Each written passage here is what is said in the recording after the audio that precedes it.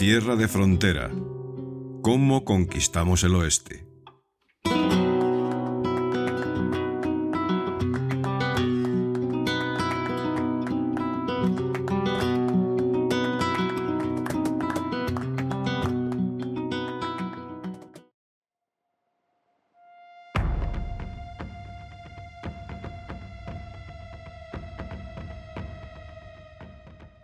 El primer europeo en contemplar uno de los mayores espectáculos naturales del planeta fue un español, un extremeño por más señas.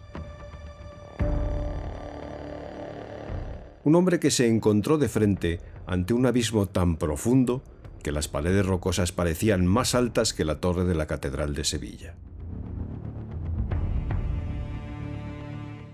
Un abismo en cuyo lejano fondo serpenteaba una cinta de plata, un río que visto desde arriba parecía un simple y modesto arroyo.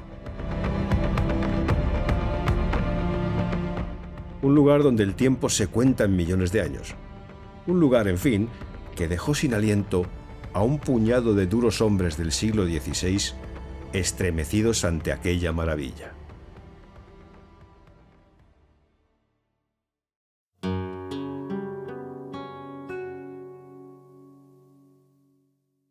Viajamos en esta ocasión al año 1540, al corazón de lo que hoy es Arizona, para revivir uno de los encuentros más asombrosos entre el hombre europeo y la impresionante grandeza de la naturaleza norteamericana. El descubrimiento del Gran Cañón del Colorado por García López de Cárdenas.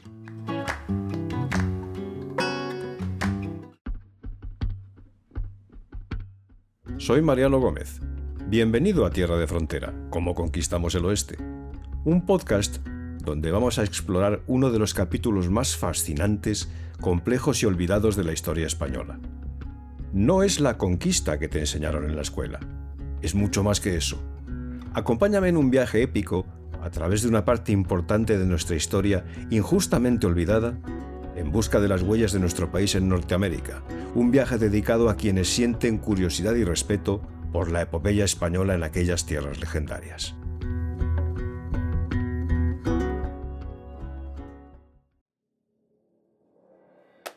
Nos encontramos en plena expedición de Francisco Vázquez de Coronado, esa gran empresa que partió en febrero de 1540 desde la ciudad de Compostela, en Nueva Galicia, con más de 300 soldados españoles, cientos de aliados indígenas, frailes franciscanos y miles de cabezas de ganado. ¿El objetivo oficial? Encontrar las legendarias 7 ciudades de la Cíbola, esas ciudades de oro que Fray Marcos de Niza había descrito con entusiasmo desbordado.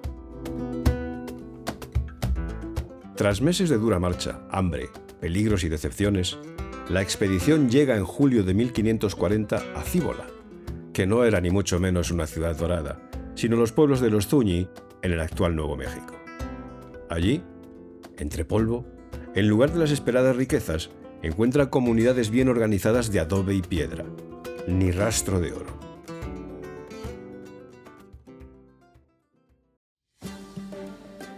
Coronado, decepcionado pero decidido, no se detiene. Envía partidas de reconocimiento en varias direcciones. Una de ellas, al mando de Pedro de Tovar, se dirige al oeste y llega a los pueblos Hopi, conocidos entonces como Tusayán. Allí, los Hopi les hablan de un gran río que corre por un cañón inmenso y que se encuentra a varias jornadas hacia el oeste. Coronado, que siempre busca rutas y recursos, decide enviar a su maestre de campo, García López de Cárdenas, con una pequeña partida de solo 12 hombres y algunos guías Hopi.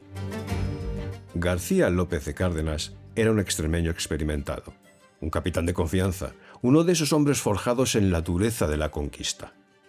No iba en busca de maravillas naturales, simplemente iba a comprobar si ese río podía ser navegable, si ofrecía agua para la expedición o si conducía a nuevas tierras prometedoras. Tenía órdenes claras: explorar durante 80 días de ida y vuelta. Parten a finales de agosto o principios de septiembre de 1540 desde los pueblos Hopi. Los guías de esta tribu los conducen a través de un terreno árido y quebrado. Caminan 20 días, recorriendo lo que los cronistas calculan en unas 50 leguas hacia el oeste. El viaje no es fácil.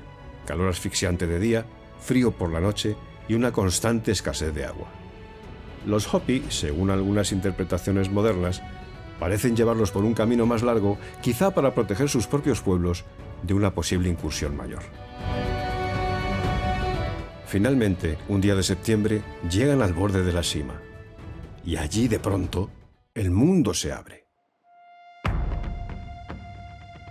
Castañeda, el cronista que recogió el testimonio de los participantes, lo describe con una sobriedad que aún hoy nos impresiona.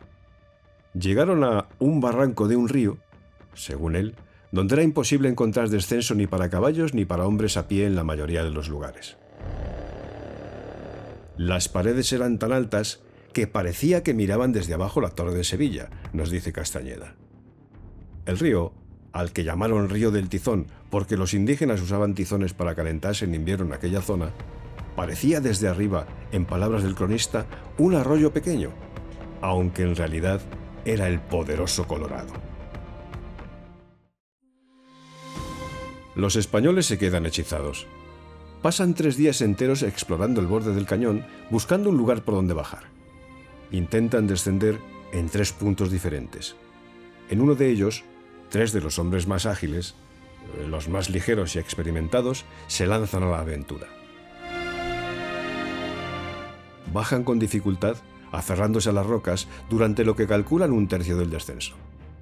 Desde allí abajo ven que el río no es el hilillo que parecía, es ancho, caudaloso e imposible de vadear fácilmente. Y lo más importante, comprenden que sería inútil intentar llevar barcos o ganado por allí. El cañón los ha vencido definitivamente. No hay forma humana de pasar al otro lado ni de bajar hasta la orilla que divisan a sus pies. El agua que ven correr abajo, lenta y majestuosamente, es inalcanzable. Arriba, mientras tanto, la sed apremia. Tras varios días de búsqueda infructuosa y con las provisiones ya raleando, Cárdenas da la orden de regresar. 12 hombres exhaustos, cubiertos de polvo del desierto, asomados al mayor abismo que ojos europeos habían contemplado jamás. Un cañón de 446 kilómetros de longitud, profundidades de hasta 1800 metros en algunos puntos, colores que cambian mágicamente con la luz del sol, rojos, ocres, violetas. Un paisaje que parece tallado por dioses antiguos y feroces, no por la simple y paciente erosión del río durante millones de años. Ellos no tenían forma de saberlo, pero acababan de convertirse en los primeros europeos en contemplar el Gran Cañón del Colorado. Ese descubrimiento, aunque en su momento pasó casi desapercibido entre las decepciones de la expedición de Coronado, quedaría como una de las hazañas más puras de la exploración española. No se llevó a cabo por oro, no por gloria militar, sino por pura curiosidad y tenacidad. Cárdenas y sus hombres regresan a Cíbola y cuentan lo que han contemplado. Coronado anota el hallazgo, pero la expedición sigue su camino hacia el este en busca de Quivira y otras quimeras. El Gran Cañón vuelve a quedar en silencio, habitado solo por los pueblos que lo conocían desde hacía milenios.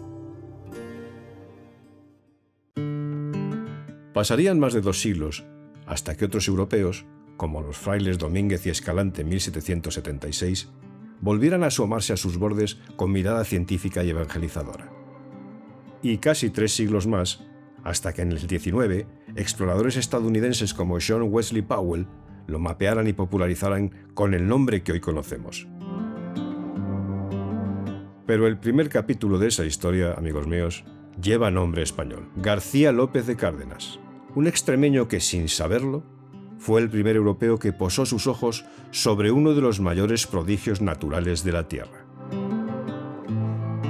En este podcast no solo traemos de vuelta batallas y conquistas, sino también esos momentos en que el hombre se enfrenta a la inmensidad de la naturaleza y regresa humilde ante su grandeza y con una historia que contar.